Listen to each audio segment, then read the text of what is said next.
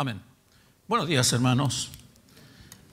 Una vez más doy gracias al Señor por estar aquí delante de ustedes y poder compartir con ustedes la palabra del Señor. Ya fue leída la palabra del Señor. Vamos a orar para entregar este culto al Señor y todo lo que de aquí se diga, que no emane de mi corazón, sino que emane del corazón de Dios. Inclinen su rostro, por favor. Vamos a orar. Padre, en el nombre de Jesús, en esta mañana, Señor, estamos aquí delante de ti con un corazón dispuesto, Señor, a recibir de manera práctica, Señor, tu palabra en nuestras vidas. Padre, independiente de las cosas que nos hayan enseñado, Señor, durante toda nuestra vida, queremos aprender, Señor, de tu palabra, de la verdad. En el nombre de Jesús, bendícenos, Señor, en esta mañana, Padre, y que todo lo que aquí se diga, Señor, emane de ti. Y si hay algo, Señor, que emane de mi corazón, cada uno de los hermanos tenga la sabiduría, Señor, para discernir lo que viene de ti y lo que no. Padre, en el nombre de Jesús, dispongo mi corazón y mis labios en tus manos, Señor, para que tú los uses, Señor, conforme a tu propósito. Amén y amén. Bien, ¿y qué del trabajo y de la finanza? Hemos estado hablando durante este mes una serie de predicaciones que tienen que ver con la administración y la mayordomía, ¿no es cierto? Podríamos decir que hoy día la mayordomía y la administración lo vamos a tomar como un concepto igual. Y obviamente la administración o la mayordomía no puede circunscribirse exclusivamente al tema de las finanzas. Ya lo hemos visto.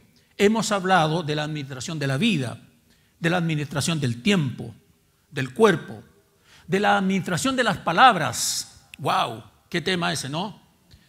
De la administración de la creación de Dios y de la administración de nuestra familia. ¿Cómo estamos administrando nuestras familias?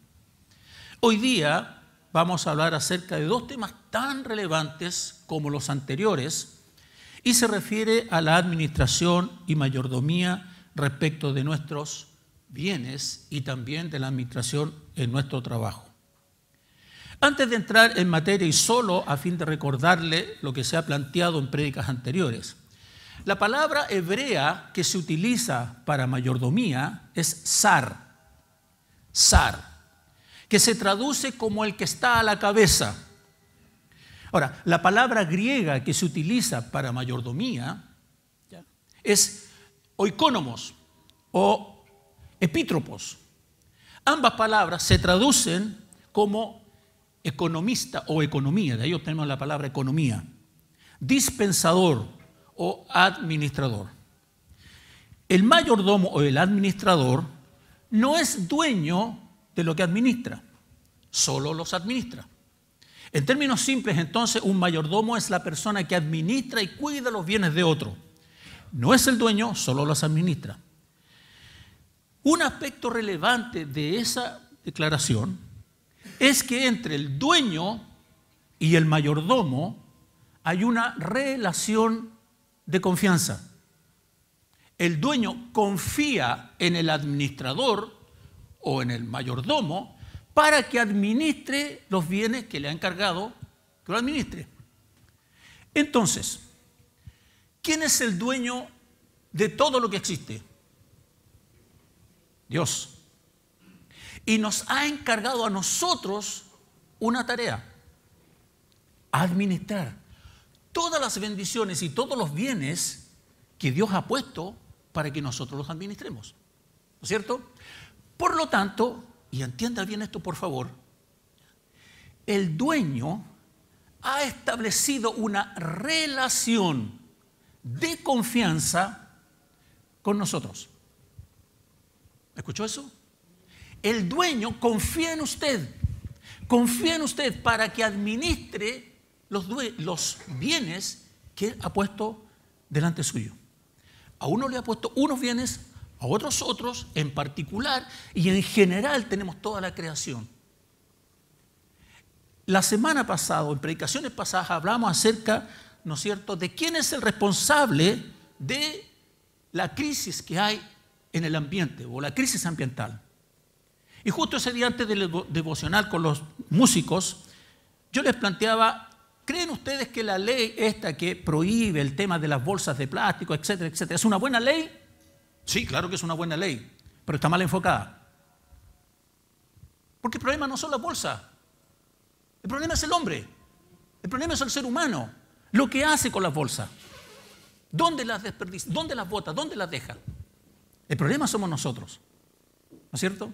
Entonces, Dios confía en cada uno de nosotros.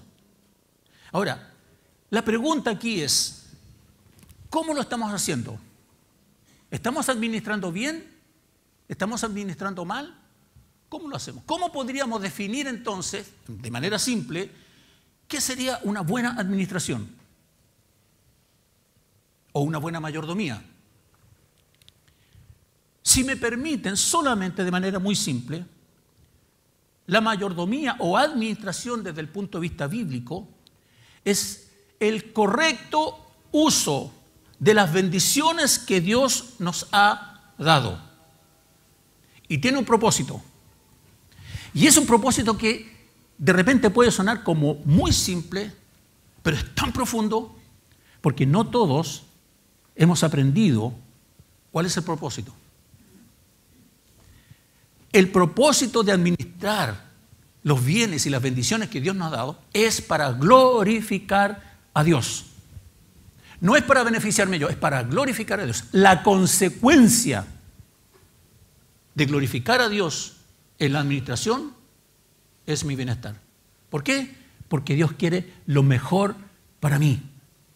Siempre lo ha sido así, siempre va a ser así, porque Dios quiere siempre lo mejor para nosotros. Ahora,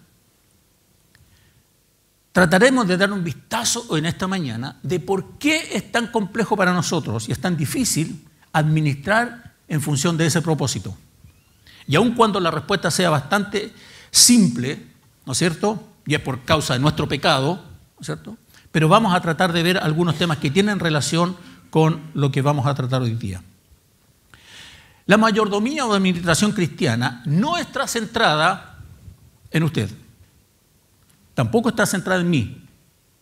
No está centrada en las cosas. No está centrada en las circunstancias. Está centrada en Dios.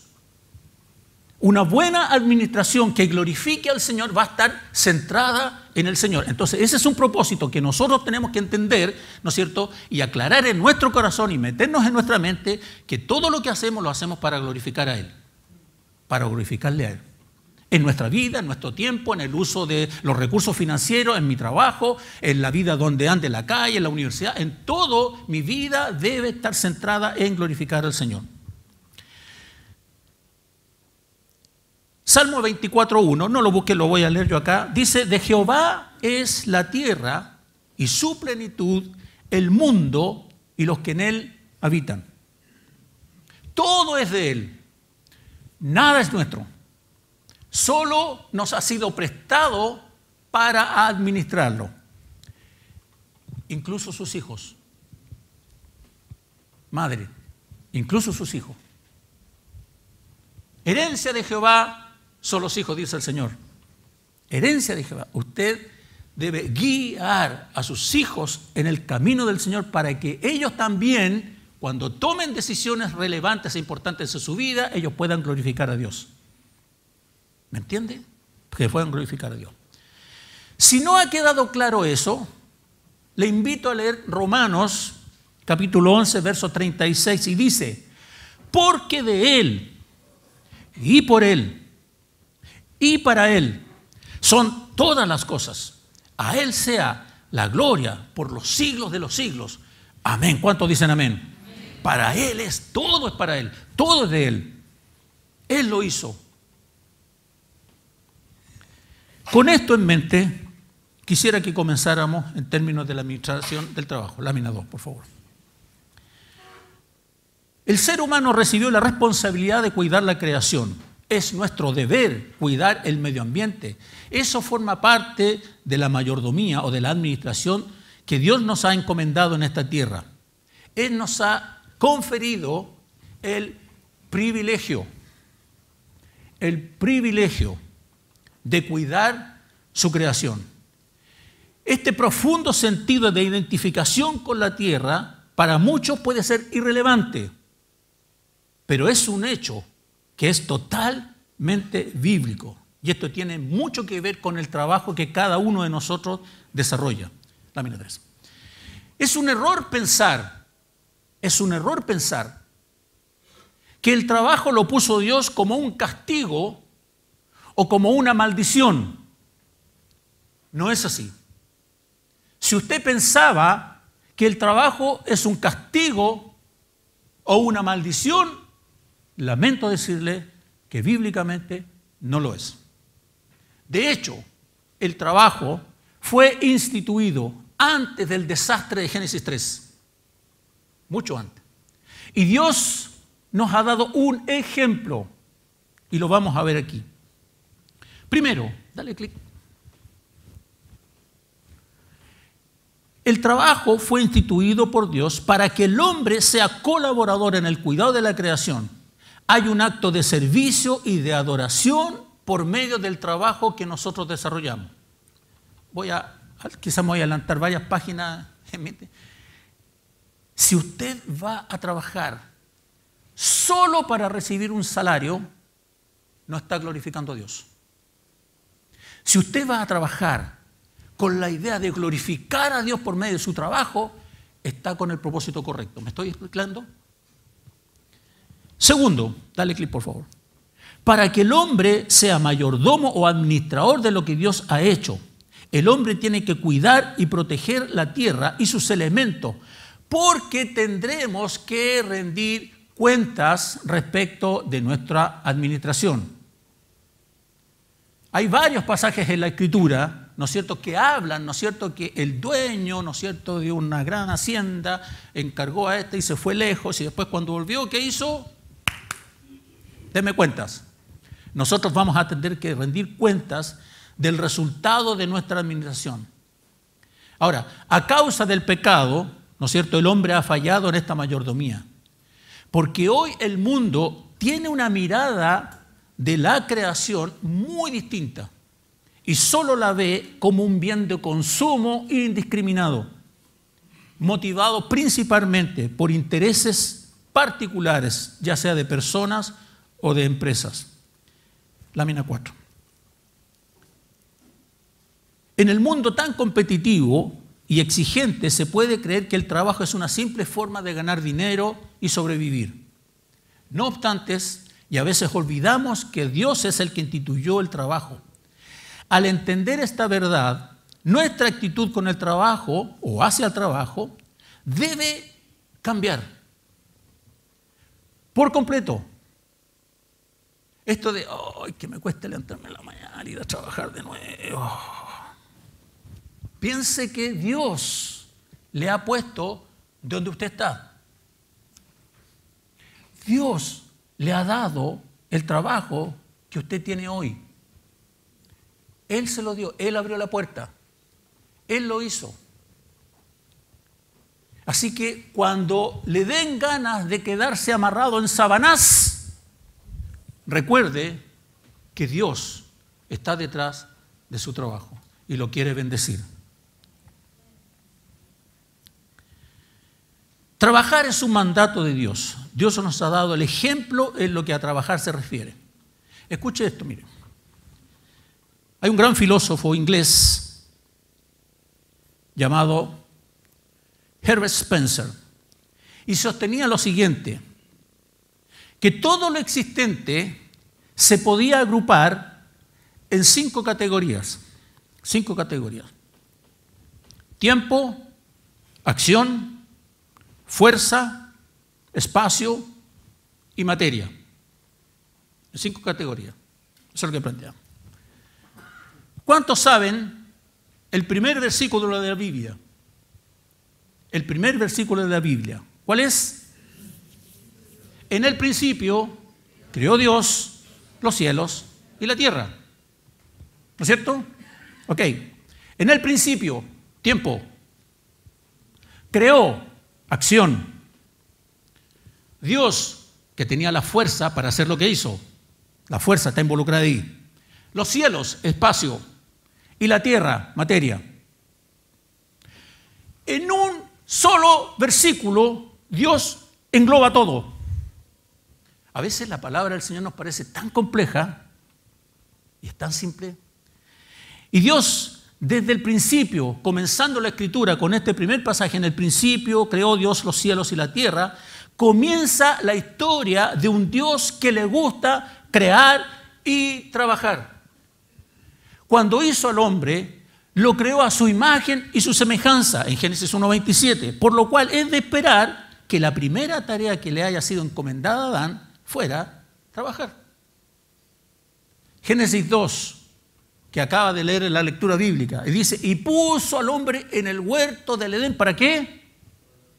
Para que lo labrara y lo cuidara. Aún no había pecado. Todo estaba en perfección. Y el trabajo había sido puesto, había sido encomendado.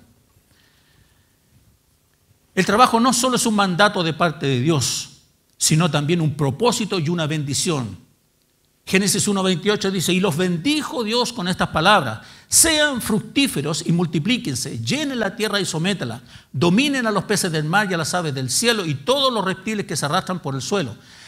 Ser fructífero no solo significa el hecho de ser procreador, etc. Tiene la sensación de dar fruto de una unión inimaginablemente perfecta que hay en la Trinidad. Nosotros como seres humanos que fuimos creados a imagen de Dios, ¿no es cierto?, debemos mostrar frutos, incluyendo el hecho de generar ganancias y de ser de utilidad a otros. A Dios le importa que sus hijos sean productivos en todos. Dale lo siguiente, por favor. Trabajar es una forma de adoración a Dios. El trabajo no se puede ejercer por obligación. Wow, ¿escuchó eso? El trabajo no se puede ejercer por obligación. Si nosotros estamos en la línea de que el trabajo es una bendición de Dios, ¿por qué podría estar obligado a hacerlo? Si es una bendición de Dios para mí. Tengo que hacerlo con todas las ganas y que eso se note por el resto. Dice Colosenses 3:23. Voy a leer en traducción Las Américas. Todo lo que hagan, háganlo de buena gana, como si estuvieran sirviendo al Señor Jesucristo y no a la gente. El consejo de Dios es, mire, todo lo que usted haga, todo lo que usted haga, hágalo pensando que está sirviendo al Señor. No a su jefe, no a ese jefe que es tan complicado, no, como sirviendo al Señor. Porque eso le agrada a Dios, como sirviendo al Señor y no sirviendo a la gente. Esto indica que sin importar la labor que tengamos, siempre demos lo mejor de nosotros para hacer un excelente ejercicio de nuestras funciones. Lo cual implica que nuestro esfuerzo no debe basarse en la remuneración económica. Voy a repetir eso. Lo cual implica que nuestro esfuerzo no debe basarse en la remuneración económica, sino porque es una manera de adorar y de predicar a otros con nuestro ejemplo.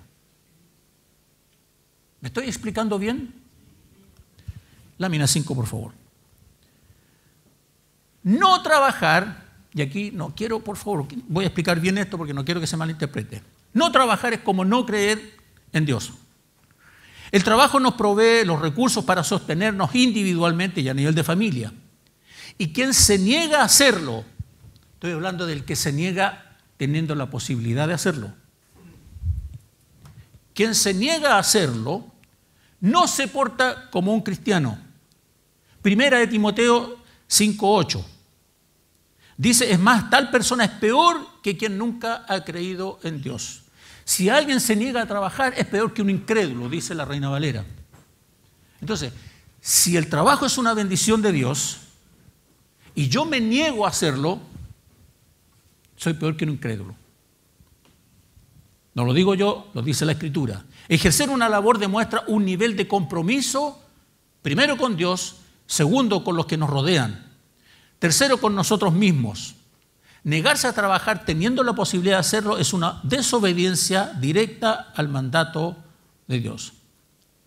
Pero ¿qué dice la Biblia con aquellos que son medio rezongones, o con aquellos que son medios negligentes, con aquellos que yo quiero trabajar poquito pero que me paguen harto, o con aquellos que hacen el trabajo a media y ya lo hacen solamente por cumplir? El que saca la vuelta, aquel que llega tarde al trabajo. Hay, un paréntesis, hay una persona en la oficina que vive muy lejos, la verdad que vive muy lejos. Todos los días llega tarde, todos los días llega tarde. Entonces una vez le puse el ejemplo que uno de los socios de la empresa le hizo a otro compañero en las mismas circunstancias. Entonces lo llamé y le dije, bueno, ¿qué pasa, po?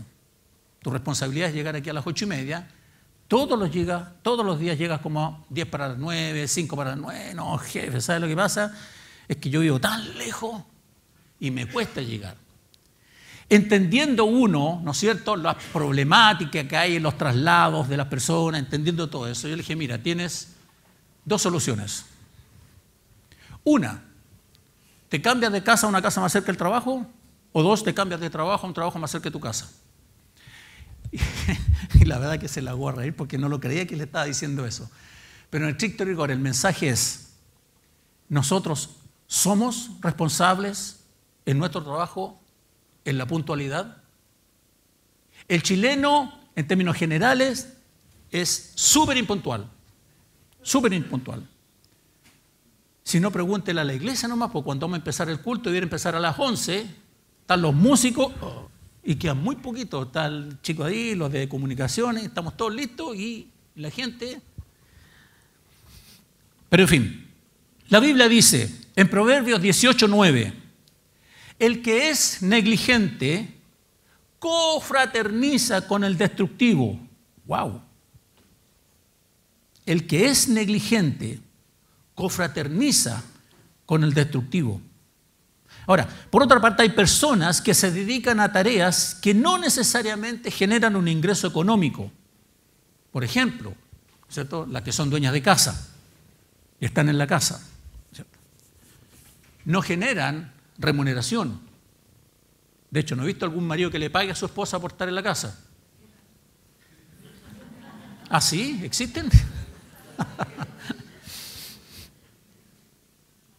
Esto no quiere decir que no trabaje. Hay una cosa que siempre me ha molestado a mí del mundo, ¿ya?, incluso de las mismas mujeres. A veces se preguntan, ¿tú trabajas? Preguntando si tiene un trabajo remunerado. Dice, no, yo trabajo en la casa. Ah, te dedicaste a floja. Y no es así. A veces la mujer trabaja mucho más que uno. Más encima no tiene vacaciones. Porque cuando salen de vacaciones igual tienen que preocuparse un montón de cosas.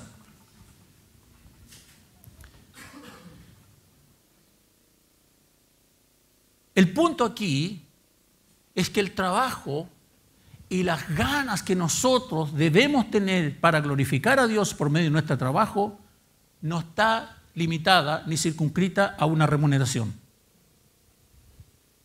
Les he dicho muchas veces a los jóvenes en mis consejos, ¿ya?, uno puede hacer cosas correctas, pero con el corazón incorrecto. Si tu motivación para trabajar es solo una remuneración económica, bueno, esa va a ser tu recompensa, pero no vas a estar glorificando a Dios. Si tu intención es glorificar a Dios, vas a tener una doble recompensa.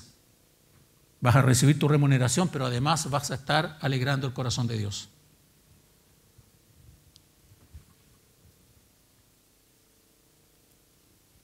Si yo le preguntara a usted, ¿cuál ha sido el propósito fundamental que usted ha tenido para trabajar? Lo más probable es que las respuestas lógicas son sostener a mi familia, ¿no es cierto?, tener un ingreso para poder vivir, para poder subsistir, todo eso está muy bien. Pero la centralidad debe ser glorificar a Dios. No hay otra, glorificar a Dios. Todo lo demás viene por añadidura. La Escritura dice, buscad primeramente el reino de Dios y su justicia. Y las demás cosas, ¿cuáles son las demás cosas? Todas las demás cosas serán añadidas. No hay ley que vaya a quebrantar eso. ¿Sabe por qué? Porque lo dijo Dios, porque lo dijo el Señor. Esto me lleva al segundo paso, lámina 6. Las posesiones. Vuelvo a reiterar. ¿Quién es el dueño de todo? El libro de Ageo, el profeta Ageo, en el capítulo 2, verso 8, del 11 al 18, pero solamente voy a leer del 17, dice, y digas en tu corazón, perdón, estoy hablando del profeta Ageo, capítulo 2, verso 8, dice, mía es la plata, mío es el oro, dice Jehová de los ejércitos. Mía es la plata, mía es el oro. No es suya, no es mía, es de él. Y usted dice, y si yo trabajo y yo me esfuerzo y firmé un contrato y me iban a pagar tanto y me están pagando tanto, ¿por qué usted dice que la plata no es mía? Si es mía, po. Si yo me la gané. Ahora voy a Deuteronomio, capítulo 8, verso 11 al 18. En el 17 está diciendo, y no se te ocurra decir en tu corazón que tu fuerza, tu poder y tu mano te han traído esta riqueza, sino que acuérdate de Jehová tu Dios, porque Él, escúcheme bien, Él nos da el poder para hacer las riquezas a fin de confirmar el pacto que juró a tus padres. ¡Wow! Toda la inteligencia, todo lo que usted se sacrificó por estudiar, por hacer y ser el profesional que usted es, eso se lo ha dado Dios. Dios le dio el poder para aprender todo eso. Y hoy día, cuando usted lo hace en su trabajo, lo hace porque Él le da las capacidades. Él lo ha habilitado para que usted haga lo que haga. Entonces no diga, oh, yo me lo gané, yo tengo un título, aquí está. Una vez hicimos un reconocimiento a muchos jóvenes que se habían titulado. Y les dimos un galvano, etcétera, un reconocimiento. Porque también hay que hacer reconocimiento al esfuerzo que hacen los jóvenes. Y todos. Y recuerdo que mientras estábamos conversando con ellos, yo les planteé lo siguiente, mira, si el título que tú tienes, el título, no es puesto a los pies del Señor para el servicio del Señor, para glorificar a Dios, solo es un cartón que lleva tu nombre.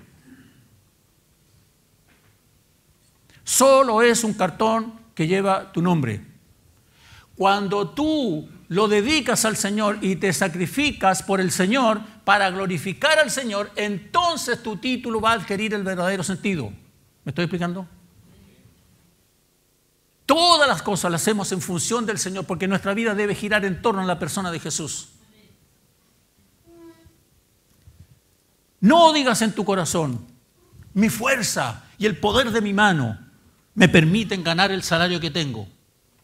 Dios puede hacer así, te lo quita todo. Y no lo hace porque tiene misericordia. ¿Sabe por qué? Porque juró a Abraham, a Isaac y Jacob.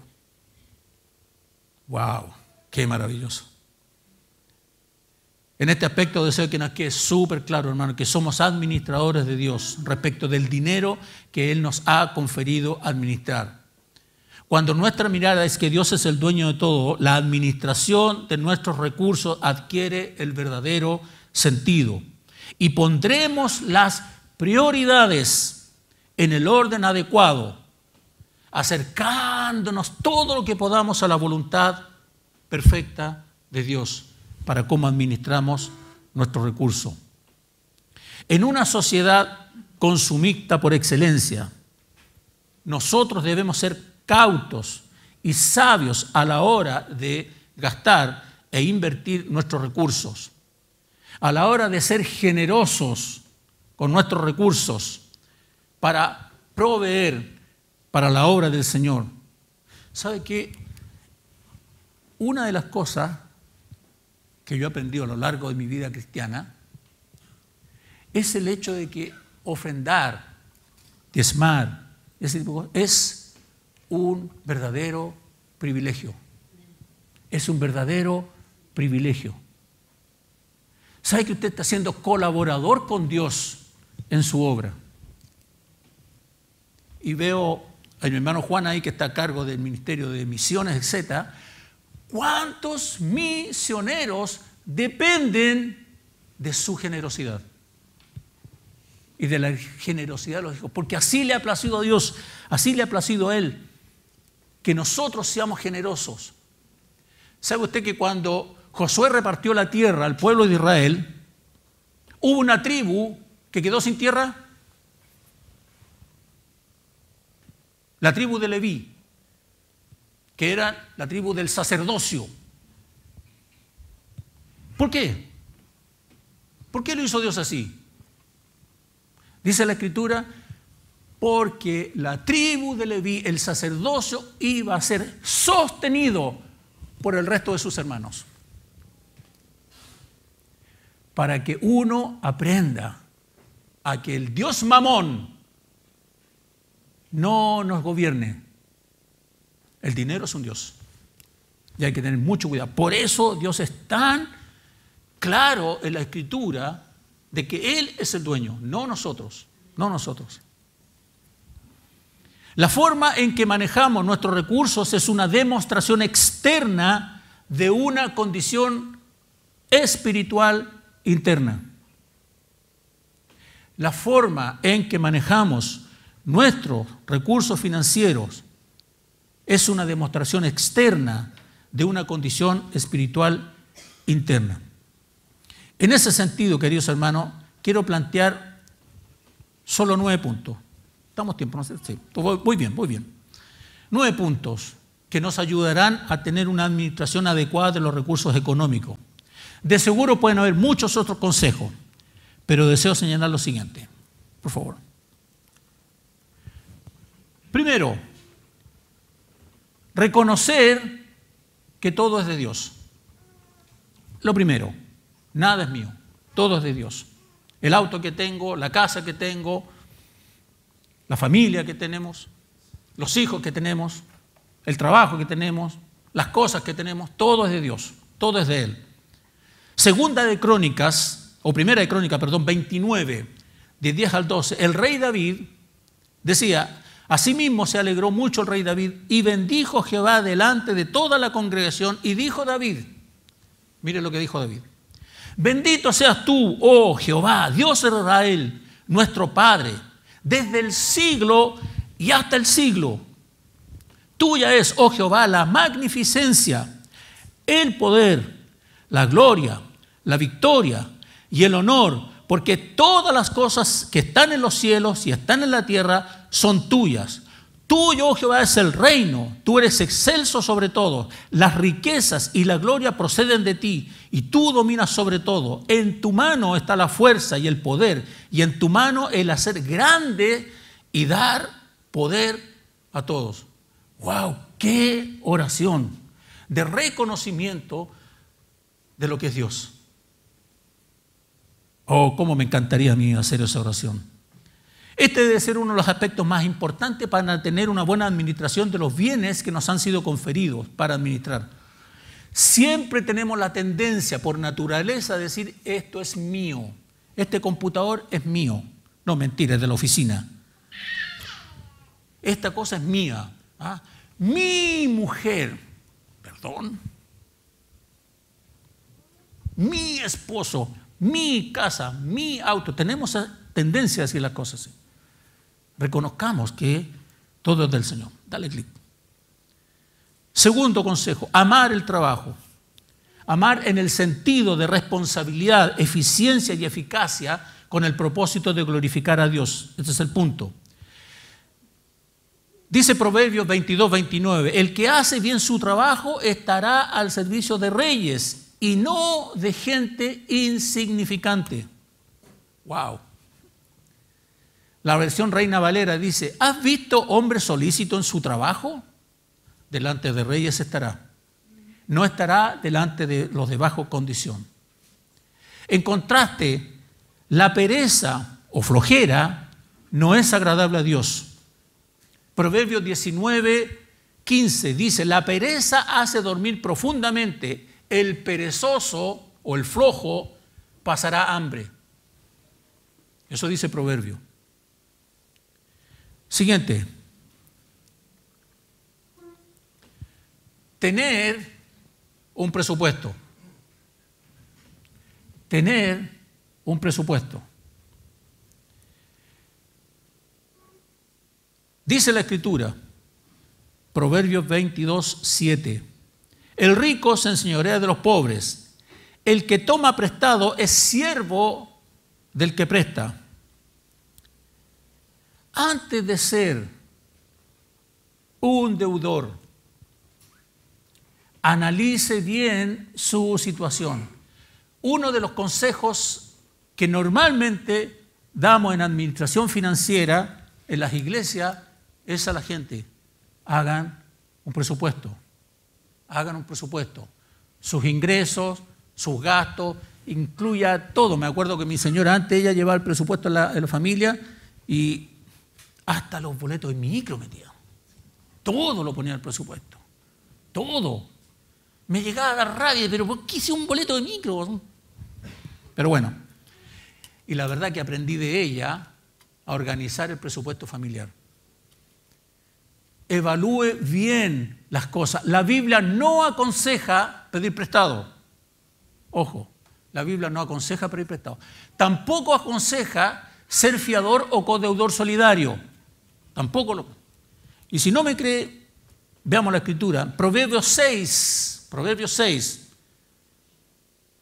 versos del 1 al 3. Hijo mío, si das fianza por tu amigo o te haces responsable de un extraño, tú solo te pones en la trampa, quedas atrapado en tus propias palabras. Para librarte, hijo mío, pues estás en las manos de otro, haz lo siguiente: trágate el orgullo y cóbrale a tu amigo. No te duermas ni des ni un momento de descanso. Huye como un venado del cazador, huye como un ave de la trampa. Esa es la versión Dios habla hoy. Me gustó la palabra trágate tu orgullo. Y ve y ajusta las cuentas con aquel, ¿no es cierto?, de quien ha sido fiador. Un presupuesto súper relevante en la vida de una familia. Y uno se puede encontrar con muchas sorpresas. Con muchas sorpresas. Sorpresas que nos hemos encontrado nosotros en nuestra vida cristiana con mi esposa. Es el hecho de que de repente hay matrimonios. A ver, en un matrimonio, ¿cuántos son? ¿2 o 1? ¿Cuántos son? ¿2 o 1? Para Dios son 1. Pero me he encontrado con parejas, con matrimonios que tienen presupuestos por separado. Y yo digo, ¿y si son 1, por qué lo tienen por separado? ¿Por qué? No entiendo. Debieran tener un presupuesto común, es de la familia. Nos hemos encontrado hasta el punto de matrimonio que toman vacaciones por separado. Entonces, la verdad, hermano, es que el hecho de hacer un presupuesto debe ser un presupuesto familiar. Y no sabe cuánto le va a hacer bien a sus hijos que vean eso.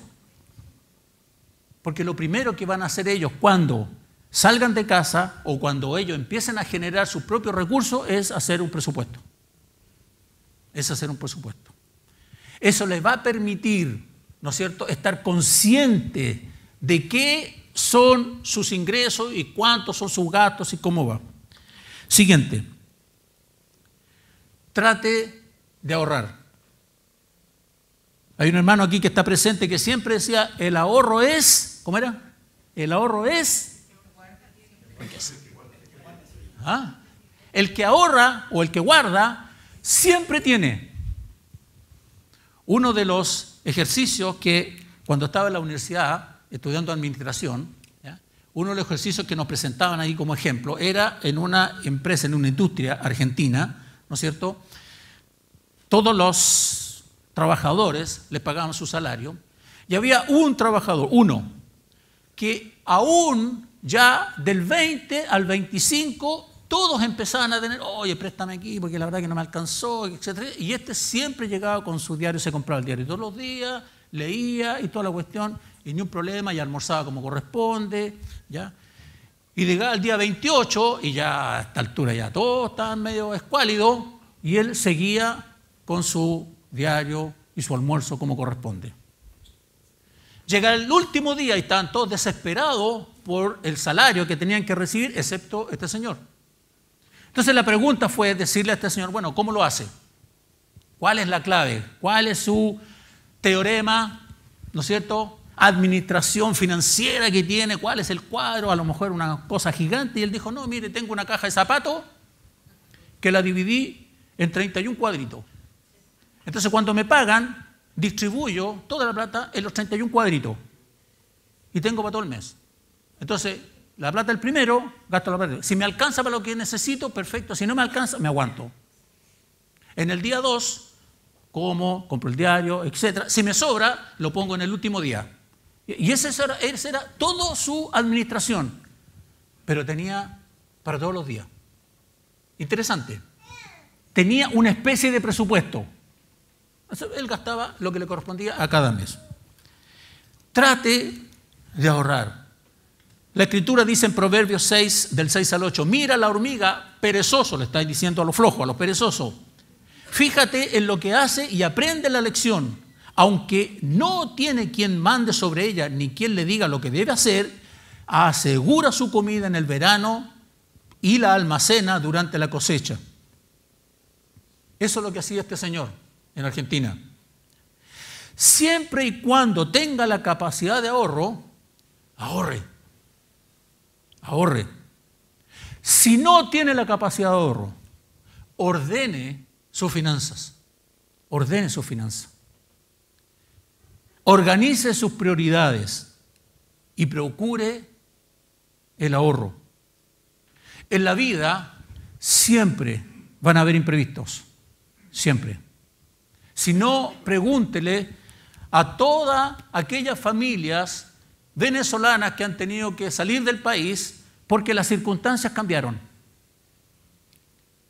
Tenemos aquí nuestros hermanos, queridos hermanos presentes que han tenido que salir, tenemos allá.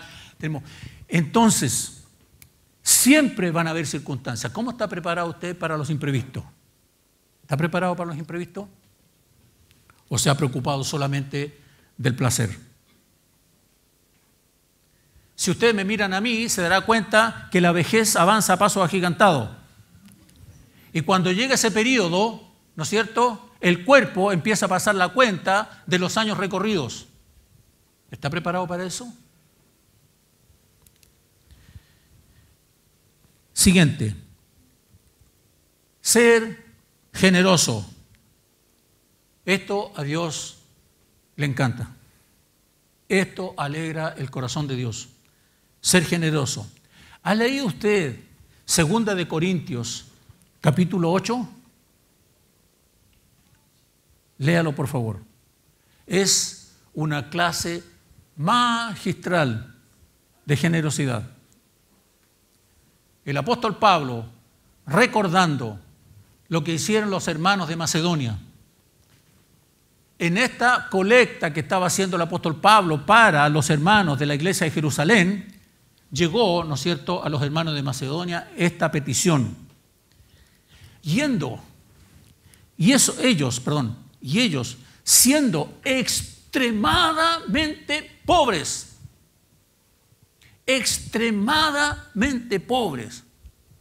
solicitaban con muchos ruegos que les dieran el privilegio de participar en esa ofrenda.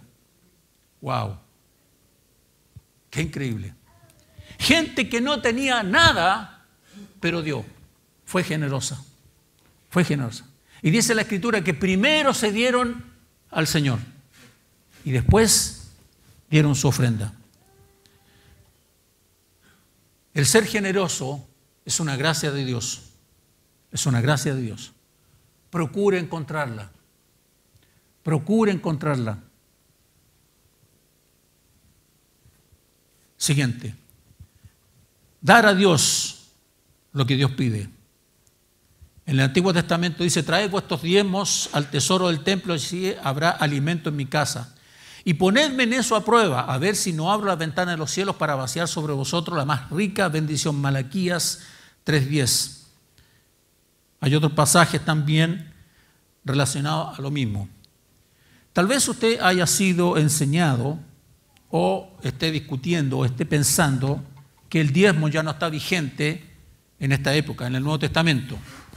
Y siendo respetable todas las opiniones, en esta iglesia a la cual usted asiste, de la cual está recibiendo el Señor, que pertenece a una iglesia nacional,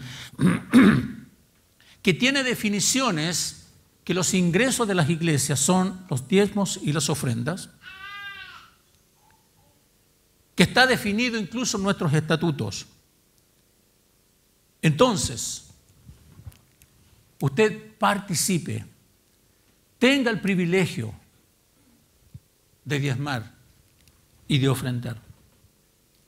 ¿Para qué diezmamos y para qué ofrendamos en esta iglesia?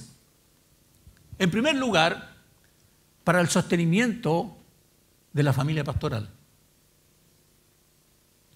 Nosotros, para ser iglesia, teníamos que tener una casa pastoral. No la tenemos. Por lo tanto, arrendamos una casa pastoral, ¿no es cierto?, para que la familia del pastor tenga la comodidad que necesita. ¿Ya? ¿Sabe usted cuánto vale el arriendo de la casa del pastor? Bueno, los miembros lo deben saber, porque lo hemos dicho muchas veces en las reuniones de negocio. ¿Ya? Cuesta 580,000 pesos el arriendo de la casa pastoral.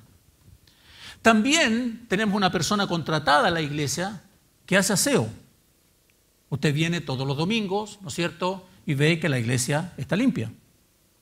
Bueno, tenemos una persona contratada y hay que pagarle, hay remuneraciones, hay imposiciones que pagar. Pagamos las imposiciones del pastor. ¿Sí?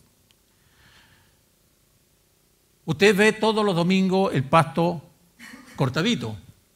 No tenemos una selva allá afuera. Bueno, hay que contratar a una persona que venga a cortar el pasto. Hay que pagar luz, agua, gas. Son muchas las cosas. Esto es como una casa. Todos los gastos que usted tiene en su casa también los tenemos acá.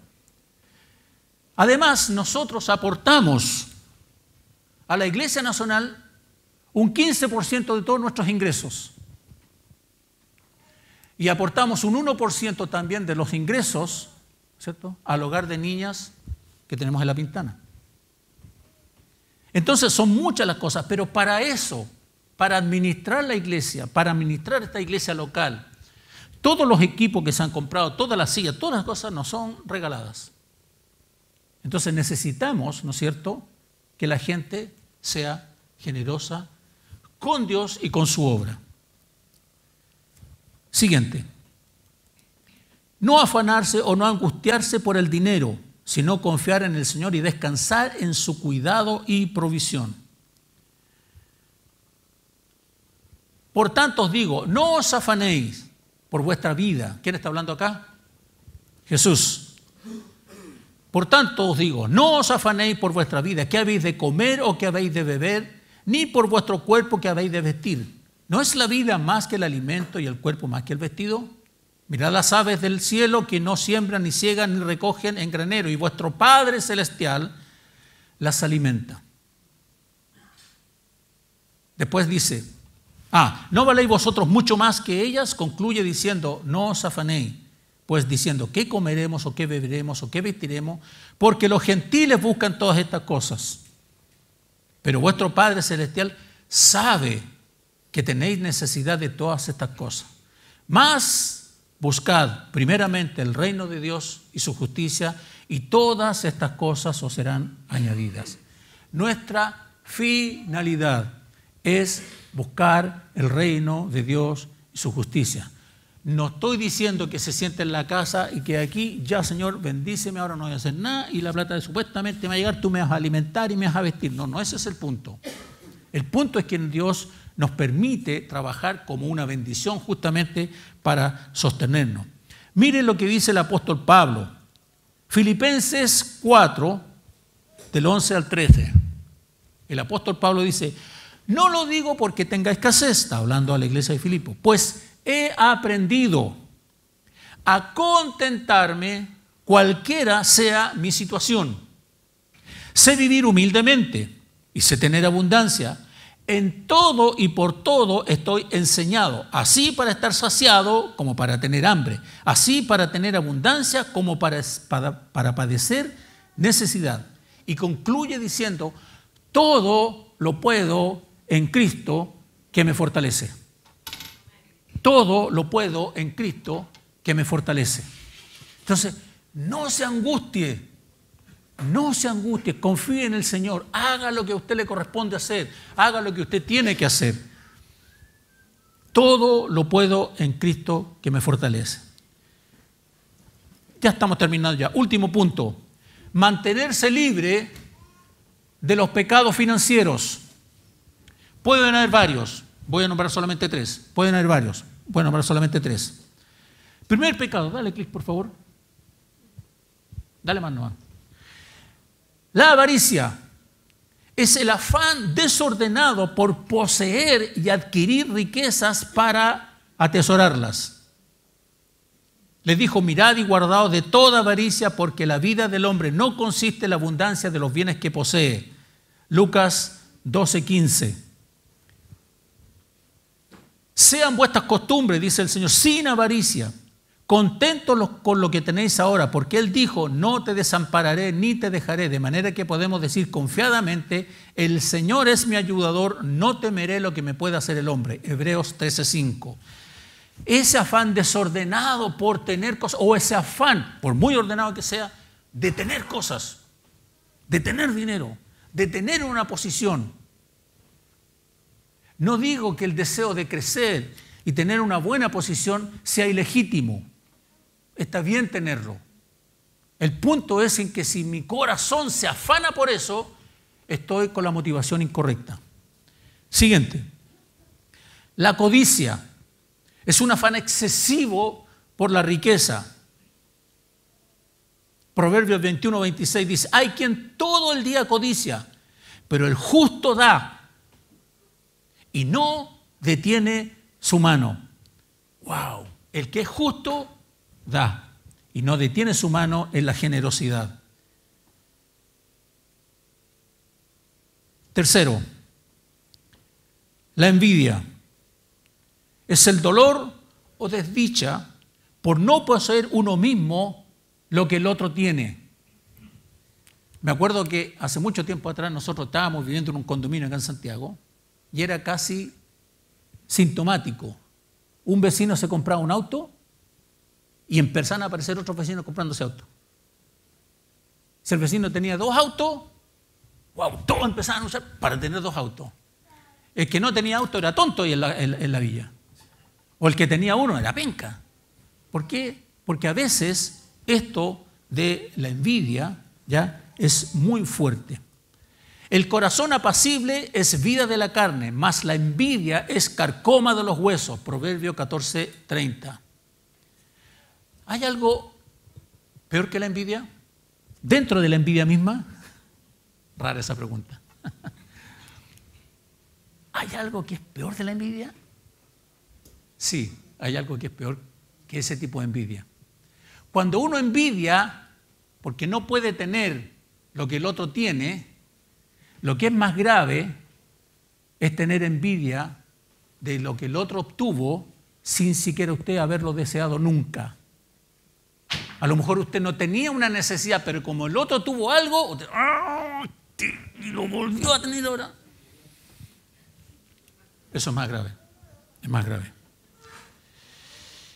Como pueden ver, estoy concluyendo, la administración y la mayordomía es mucho más amplia que solo administrar recurso financiero, tiene que ver con cómo administramos integralmente nuestra vida y la de los nuestros. Si usted verdaderamente desea agradar a Dios, debe mirar la manera en cómo está administrando su vida. ¿Cuáles son sus prioridades? ¿Dónde están puestos sus intereses, sus gustos? ¿Cuál es su conducta de vida? Todas las cosas, porque la administración y la mayordomía incluye todas las cosas. La siguiente. En función de lo que hemos conversado, me gustó mucho esta escritura que encontré de Martín Lutero. Hay varias cosas allí, pero me llamó la atención lo del final. ¿Qué debemos convertir? De convertirse el corazón, la conversión de la mente y la conversión de la billetera. La conversión del corazón, la conversión de la mente y la conversión de la billetera. ¿Pasemos? Espero que efectivamente usted pueda revisar su vida. ¿Cuál es su relación con su trabajo? ¿Cuál es la relación que tiene con las finanzas, con el dinero? ¿Cómo lo está administrando con sus gustos, con sus prioridades? Vamos a orar al Señor y después vamos a terminar cantando una canción. Pónganse en pie, por favor, y vamos a concluir.